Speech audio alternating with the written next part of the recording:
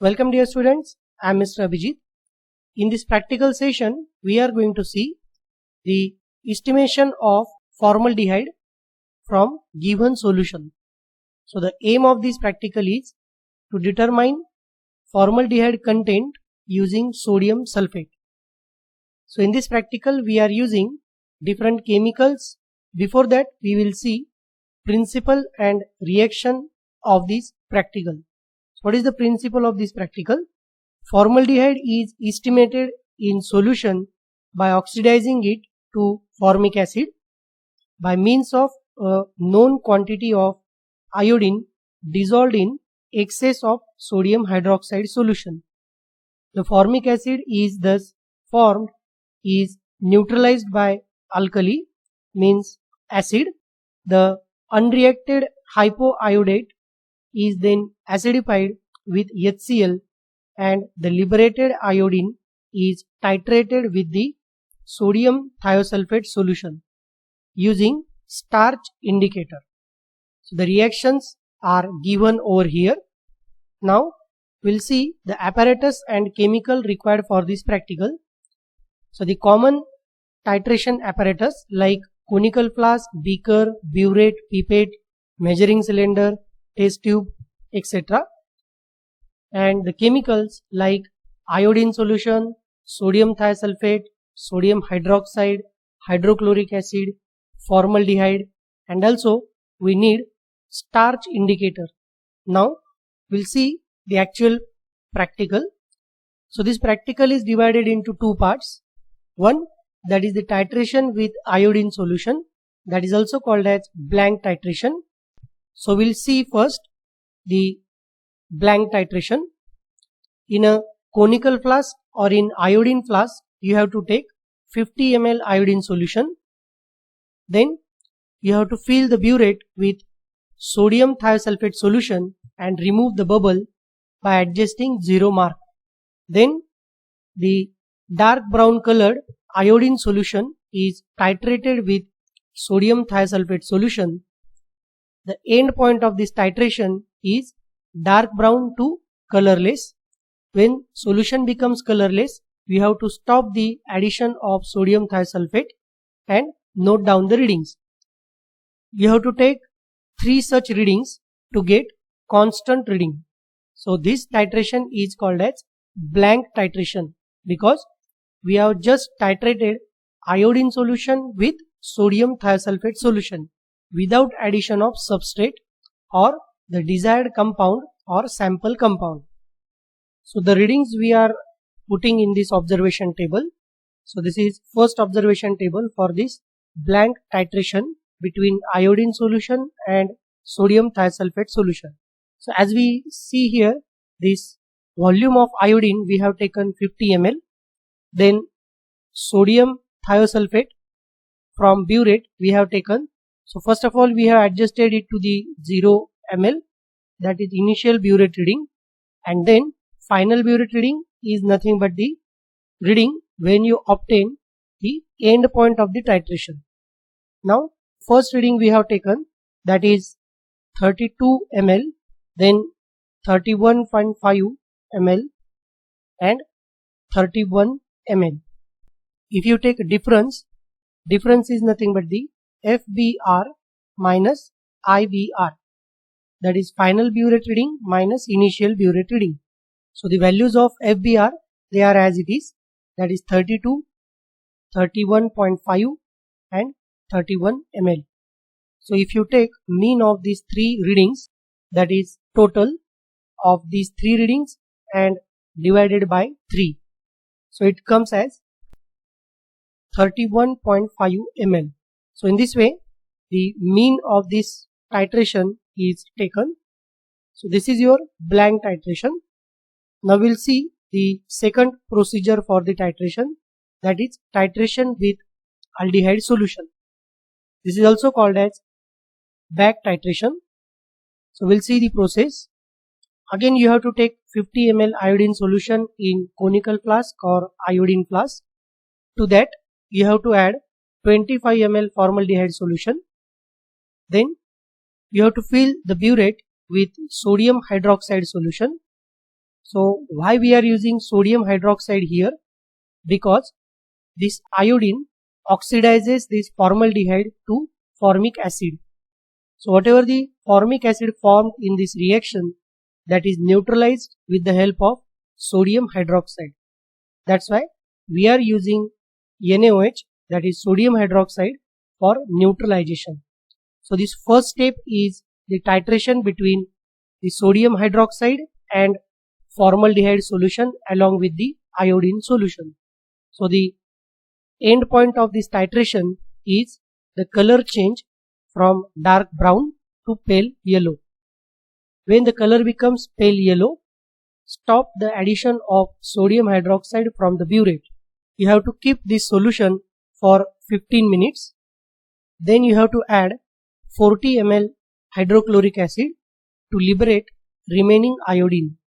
Then add starch indicator. The color of the solution becomes dark blue. Then you have to titrate this solution with sodium sulfate solution. Now the end point of this titration is the color change from dark blue to colorless. When the solution becomes colorless, you have to stop the addition of sodium thiosulfate from burette. You have to take such 3 readings to get a constant burette reading. So this titration is called as back titration. Here we have used aldehyde solution, and in previous process we have used only iodine and sodium thiosulfate solution. So the readings of this procedure are less as compared to the previous procedure. So why the reading of this second titration is less as compared to first titration? Because this iodine is utilized for oxidation of formaldehyde and the remaining amount of iodine is utilized for the titration. That's why the reading for this back titration are less as compared to the blank titration. Now you can put the observations in this table, that is the back titration between formaldehyde and iodine and sodium thiosulfate. So again the volume that we have taken for the iodine is 50 ml. Then the sodium thiosulfate volume, that is the burette reading, is initial burette reading, that is 0 ml, and final burette reading, first reading is suppose 21.5 ml, second reading 21 ml, and suppose the third reading is 22.5 ml. If you take the difference, that is again final burette reading minus initial burette reading, it is 21.5, 21 and 22.5 ml.